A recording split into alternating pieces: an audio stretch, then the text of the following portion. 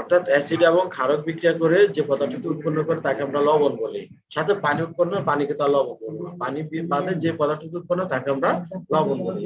যেমন sodium hydroxide এবং hydrochloric acid বিক্রিয়া করে সোডিয়াম ক্লোরাইড তৈরি করে। তাহলে সোডিয়াম ক্লোরাইড কি একটি লবণ, যেটা পচম লবণ, তাই না? মনে আছে? জি স্যার। আচ্ছা, লবণ এর উদাহরণ, লবণ হচ্ছে তোমার অ্যাসিডিক লবণ আছে, ক্ষারীয় লবণ আছে, অম্লীয় লবণ আছে, সরি নিরপেক্ষ লবণ আছে, তাই না? আমরা সবাই মনে করতাম কি লবণ হচ্ছে শুধুমাত্র নিরপেক্ষ, এটা আমরা সবাই জানি, তাই না? আসলে তা নয়, সকল লবণই যে নিরপেক্ষ তা নয়। কিছু লবণ আছে অ্যাসিডিক, কিছু লবণ আছে ক্ষারীয়। আমি আলোচনা করেছিলাম, বলো কোন লবণটি নিরপেক্ষ হবে আর কোনটি অ্যাসিডিক হবে, কোনটি ক্ষারীয় হবে, বলো। স্যার যে পদার্থে ক্ষার এবং বিক্রিয়ায় লবণ নিরপেক্ষ হবে। বোঝা যায় না তোমার যে কথাটা। যে বিক্রিয়ায় অ্যাসিড ও ক্ষার উভয় শক্তিশালী কিংবা নিরপেক্ষ হবে সেই বিক্রিয়ায় লবণ নিরপেক্ষ হবে। এবং তারপর যে বিক্রিয়ায় বলো। যে বিক্রিয়ায় অ্যাসিড শক্তিশালী এবং ক্ষার দুর্বল হবে সেই বিক্রিয়ায় লবণ অম্লীয় হবে। যে বিক্রিয়ায় অ্যাসিড দুর্বল এবং ক্ষার শক্তিশালী হবে সেই বিক্রিয়ায় লবণ ক্ষারীয় হবে। Very good. অর্থাৎ যখন লবণ, অ্যাসিড এবং ক্ষারক দুটো একই ধরনের হবে, দুটো হয় শক্তিশালী না হয় দুর্বল হবে, তখন যে লবণ তৈরি হবে সেটি হবে নিরপেক্ষ লবণ, ঠিক আছে? আর যেটি শক্তিশালী অ্যাসিড এবং দুর্বল ক্ষারকের সাথে তৈরি হবে সেটা হবে অ্যাসিডিক বা অম্লীয়। আর যেটি শক্তিশালী ক্ষারক এবং দুর্বল অম্ল থেকে তৈরি হবে সেটি ক্ষারীয় প্রকৃতির হবে, তাই না? আচ্ছা, তাহলে নিরপেক্ষ লবণের উদাহরণ হলো যেমন সোডিয়াম ক্লোরাইড, তাই না? আর অম্লীয় লবণের উদাহরণ হলো যেমন অ্যামোনিয়াম ক্লোরাইড। ক্ষারীয় লবণের উদাহরণ হলো যেমন সোডিয়াম কার্বনেট। এগুলো মনে থাকবে তো? জি স্যার। আচ্ছা, এবার আসো তোমাদের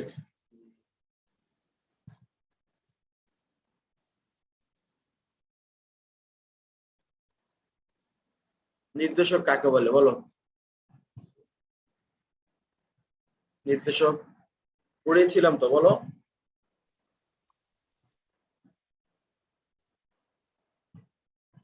নির্দেশক কাকে বলে বলো। কেউ একজন বলো, বলো। তোমরা শুনতে পাচ্ছ? জি স্যার। আচ্ছা, নির্দেশক কাকে বলে? যে সমস্ত পদার্থ ব্যবহার করে অ্যাসিড ক্ষারকের বৈশিষ্ট্য নির্ধারণ করা হয়, তাই না? আমরা এইভাবে পড়েছিলাম, তাদেরকে নির্দেশক বলে। একটা নির্দেশকের নাম বলো। বলেছিলাম না আমাদের এই চ্যাপ্টার শেষ, আজকে শুধু পড়া ধরবো, কোশ্চেন করবো, তোমরা উত্তর দেবা। হ্যাঁ, অনেক ভালো অ্যান্সার করতেছো তোমরা, আজকে অনেক ভালো করছো, ভালো। হ্যাঁ, বলো। লিটমাস কাগজ। বলো। লিটমাস কাগজ। Litmus paper, very good. তারপর আরো বলো। প্যানোপথেলিন, মিথাইল অরেঞ্জ, মিথাইল রেড, তাই না? এগুলো সবগুলো কি নির্দেশক। এগুলো ব্যবহার করে আমরা কি করতে পারি? অ্যাসিড এবং ক্ষারকের বৈশিষ্ট্যগুলো নির্ধারণ করতে পারি, এই জন্য এদেরকে কি বলা হয়? নির্দেশক বলা হয়। নির্দেশকের অন্য আরো একটি ডেফিনেশন আছে, এটা তোমাদের লেভেলে না, সেটা আমি বলছিলাম। তোমাদের বই অনুসারে সংজ্ঞা যেটা, সেটা হচ্ছে যে সমস্ত পদার্থ ব্যবহার করে আমরা অ্যাসিড এবং ক্ষারকের বৈশিষ্ট্য নির্ধারণ করে থাকি, তাদেরকে বলা হয় নির্দেশক। মনে থাকবে? লিখেছো তোমরা? এটা আগেও লিখেছিলাম। জি স্যার। আচ্ছা, এবার আসো অ্যাসিডের কিছু ব্যবহার আমরা এবার দেখি। অ্যাসিড কোন কোন কাজে ব্যবহার করা হয়, বলো।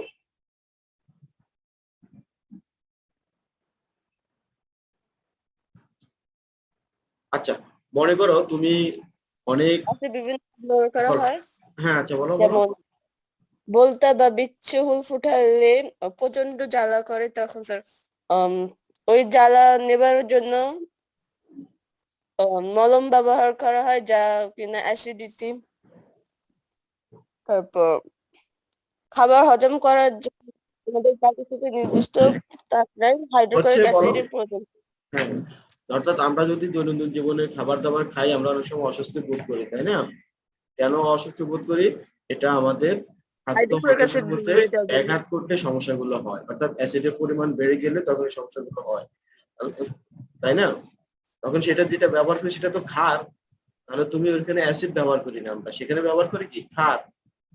আমরা কি করি সেক্ষেত্রে অ্যান্টাসিড গ্রহণ করি। অ্যান্টাসিডটা হচ্ছে ক্ষারীয় পদার্থ, ম্যাগনেসিয়াম হাইড্রোক্সাইড বা অ্যালুমিনিয়াম হাইড্রোক্সাইড। তাহলে সেটা অ্যাসিডের ব্যবহার হলো না, সেটা হলো ক্ষারের ব্যবহার। ঠিক আছে, অ্যাসিড তো আমার যে অতিরিক্ত অ্যাসিডকে প্রশমিত করার জন্য ক্ষার ব্যবহার করছি। হ্যাঁ, আমার খাদ্য হজমে যেটা আমার স্টোমাকে যেটা তৈরি হচ্ছে ন্যাচারালি হাইড্রোক্লোরিক অ্যাসিড, সেটা আমার খাদ্য হজমের জন্য ব্যবহৃত হচ্ছে। ওকে, আর অতিরিক্ত অ্যাসিড যেটা সেটাকে প্রশমিত করার জন্য আমরা ক্ষার ব্যবহার করছি। বলো আরো কিছু ব্যবহার বলো।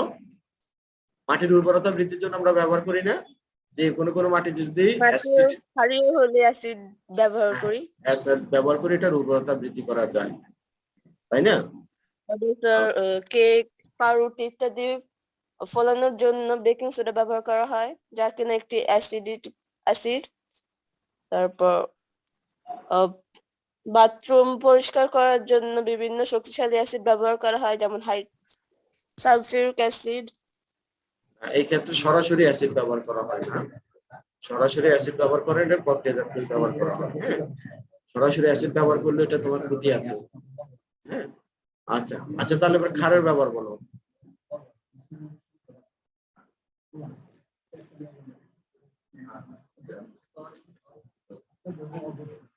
বলো ক্ষার, ক্ষার কোথায় কোথায় ব্যবহার করে থাকি সবচেয়ে ভালো?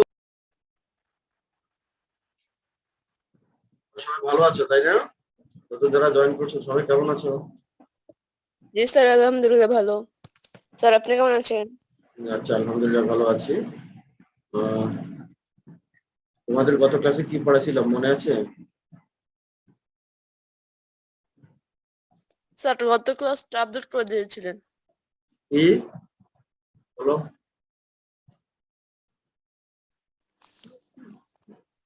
গত ক্লাসটা ইউটিউবে আপলোড করেছিলেন স্যার।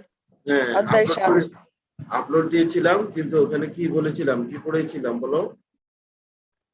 স্যার অধ্যায় 7 শেষ করেছিলেন। অধ্যায় 7 শেষ করেছিলাম, অর্থাৎ আমরা অ্যাসিড, ক্ষার এবং অম্ল, এটা সরি অম্ল, ক্ষার এবং লবণ নিয়ে পড়াশোনা করেছিলাম এবং ওই চ্যাপ্টারটা মোটামুটি শেষ করেছি, তাই না? এখন আজকে যেটা হবে, আজকে নতুন কিছু আমরা শুরু করবো না, আজকে ওই চ্যাপ্টার ফর্মিক অ্যাসিড মিশ্রিত হয়, ভেরি গুড ফিডব্যাক। তখন আমাদের সেখানে ফর্মিক অ্যাসিডের কারণে আমরা কি করি, ব্যথা অনুভব করি বা জ্বালা অনুভব করি, সেক্ষেত্রে আমরা ক্ষার ব্যবহার করে থাকি। হ্যাঁ, ব্যবহার করে সেটাকে ক্যালসিয়াম হাইড্রোক্সাইড বা ক্যালসিয়াম অক্সাইড ব্যবহার করে এটাকে প্রশমিত করি। আচ্ছা, আর একটা সহজ উদাহরণ, সবচেয়ে ভালো উদাহরণ, যেটা হচ্ছে আমরা দৈনন্দিন জীবনে টুথপেস্ট ইউজ করি না দাঁত ব্রাশ করার জন্য। হ্যাঁ, খাবার দাবার গুলো গ্রহণ করার ফলে খাবার দাবার অধিকাংশ গুলো হচ্ছে কি অ্যাসিডিক। তাহলে অ্যাসিডিক খাদ্যদ্রব্য আমাদের দাঁতের ফাঁকে ফাঁকে লেগে যায়। তার মানে কি, যে অ্যাসিডিক উপাদানগুলো আমাদের দাঁতে লেগে থাকার কারণে দাঁতের বিভিন্ন ধরনের সমস্যা হতে পারে, ক্ষয় হতে পারে, বিভিন্ন ধরনের ইনফেকশন হতে পারে। তাহলে এই ইনফেকশন গুলো প্রতিরোধ করার জন্য আমরা কি করি, টুথপেস্ট ব্যবহার করি।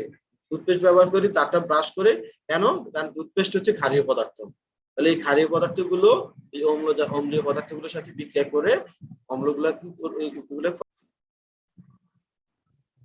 তাহলে প্রশমিত করে দিলে তখন কি আমাদের যেই ইনফেকশন হওয়ার সম্ভাবনা সেটা থাকে না, বা যে দাঁতের ক্ষয় হওয়ার সম্ভাবনা সেটা থাকে না, অর্থাৎ যে অসুবিধাগুলো সেটা দূরীভূত হয়ে যায়। ঠিক আছে, আচ্ছা। আবার আমরা কিছু ক্ষারীয় লবণ কিন্তু আমরা, আচ্ছা বলো তারপরে অম্লীয় কিছু লবণ আছে যেগুলো আমরা সার হিসেবে ব্যবহার করি, একটা নাম বলো তো দেখি।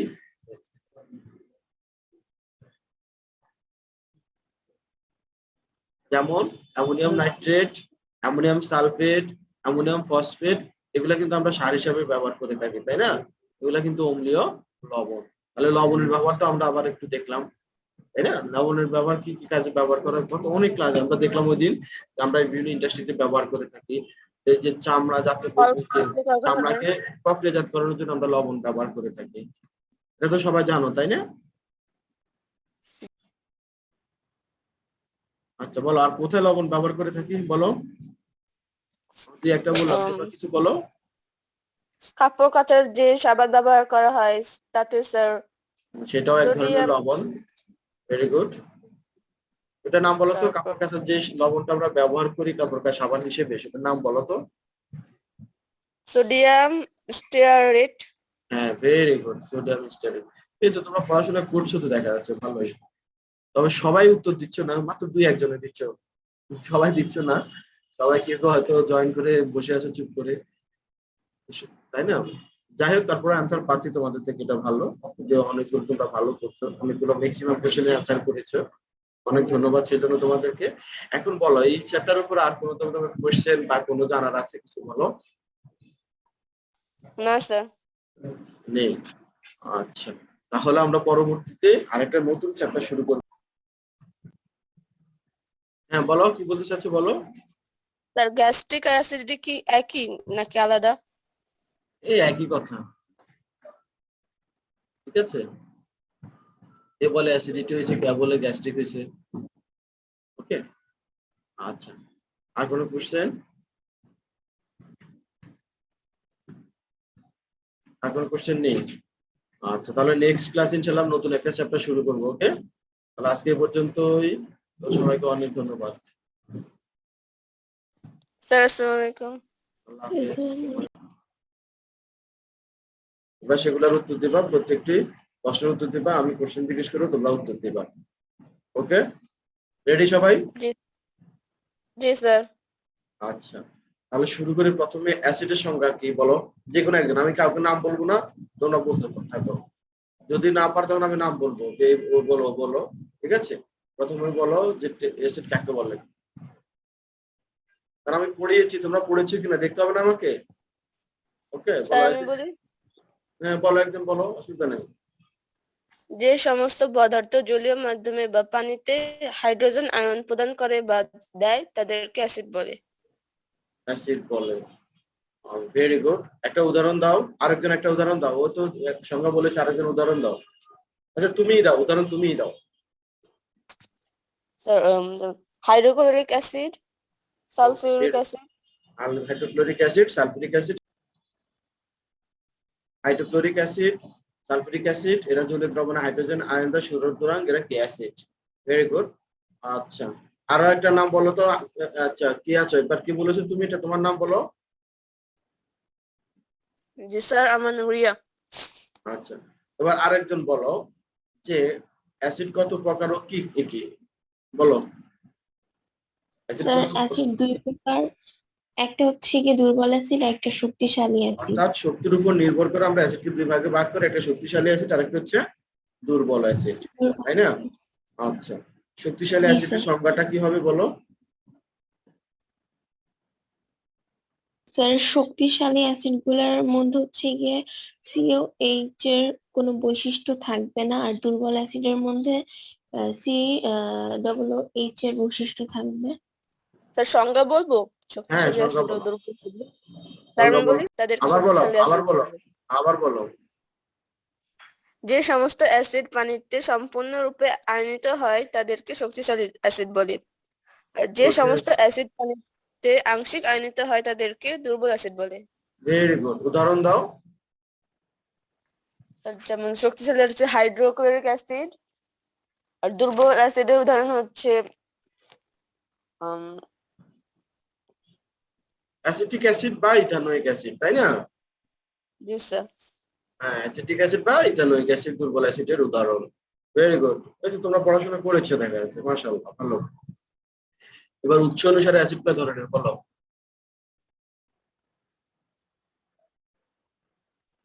তোমরা তো শক্তির দিক থেকে অ্যাসিডকে দুই ভাগে বললা, শক্তিশালী অ্যাসিড এবং দুর্বল অ্যাসিড। উৎস অনুসারে অ্যাসিড কত ধরনের বলো। দুই ধরনের, ভেরি গুড, নামগুলো কি কি? জৈব অ্যাসিড ও অজৈব। জৈব অ্যাসিড কাকে বলে বলো। স্যার যে সমস্ত অ্যাসিড বিভিন্ন ফলমূল কিংবা খাদ্যদ্রব্য থেকে পাওয়া যায় তাদেরকে জৈব অ্যাসিড বলে।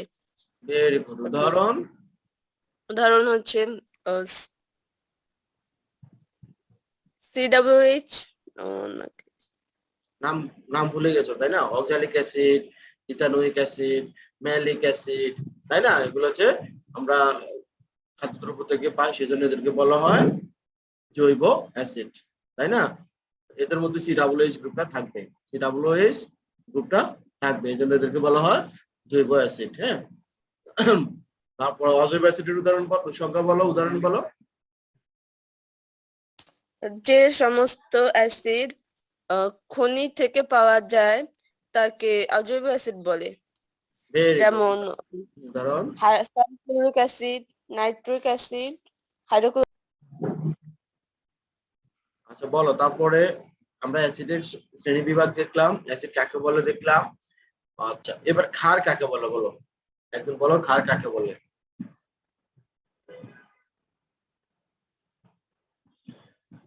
ক্ষার কাকে বলে? যে সমস্ত পদার্থ জলীয় দ্রবণে OH আয়ন দেয় তাকে ক্ষারক বলে। Very good. OH আয়ন মানে হচ্ছে হাইড্রোক্সিল আয়ন, বলতে হবে কি হাইড্রোক্সিল আয়ন দেয়। যে সমস্ত যৌগ জলীয় দ্রবণে হাইড্রোক্সিল আয়ন দেয় তাদেরকে ক্ষারক বলা হয়। আচ্ছা, উদাহরণ দাও।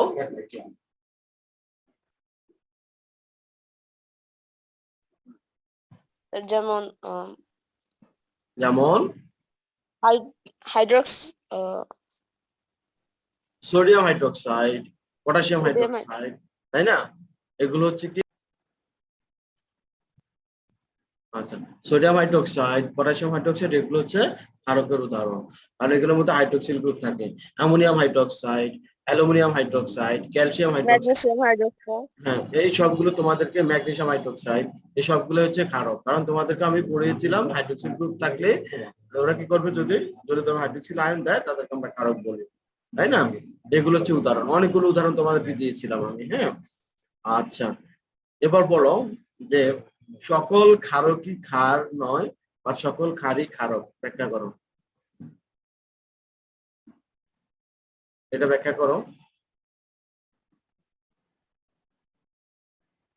সকল ক্ষারকই ক্ষার নয় কিন্তু সকল ক্ষারই ক্ষারক, বলো এটা কিভাবে ব্যাখ্যা করবো আমরা?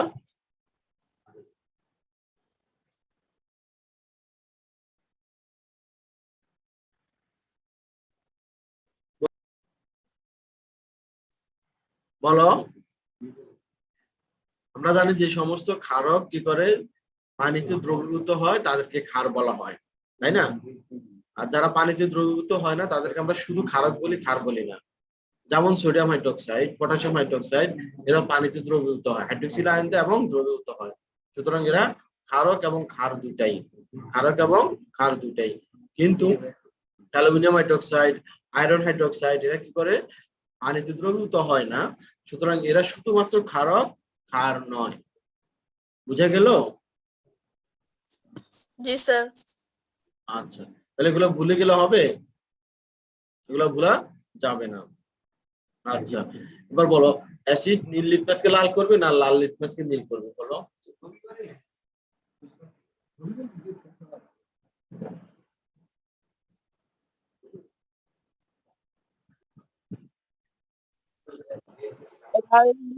কে নীল করবে? অ্যাসিডকে নীল, অ্যাসিড নীলকে লাল করবে না লালকে নীল করবে? লালকে নীল করবে। অ্যাসিড নীলকে লাল করবে, ঠিক আছে? অ্যাসিড নীলকে লাল করবে, তাই না?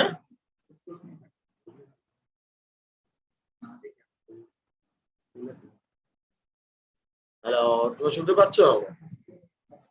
জি স্যার। আচ্ছা, এবার আসো, লবণ কাকে বলে বলো তো দেখি, লবণ কাকে বলে? লবণ অ্যাসিড ও ক্ষারকের বিক্রিয়ায় পানি বাদে যে উপাদান উৎপন্ন হয় তাকে লবণ বলে। অর্থাৎ অ্যাসিড এবং ক্ষারকের বিক্রিয়ায় যে